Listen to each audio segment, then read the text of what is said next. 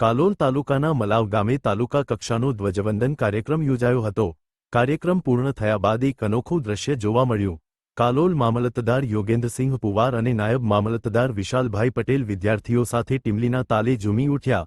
વહીવટી અધિકારીઓમાં આઝાદીની ઉજવણીના ઉત્સાહનો અતિરેક જોવા મળ્યો। સૌ નગરજનો આઝાદીના પર્વની ઉજવણીમાં નાચી રહ્યા હતા ત્યારે તાલુકા મામલતદાર પણ પોતાને ટીમલીના તાલે નાચતા રોકી શક્યા નહીં અને ડીજેના તાલે નાચવા લાગ્યા હતા।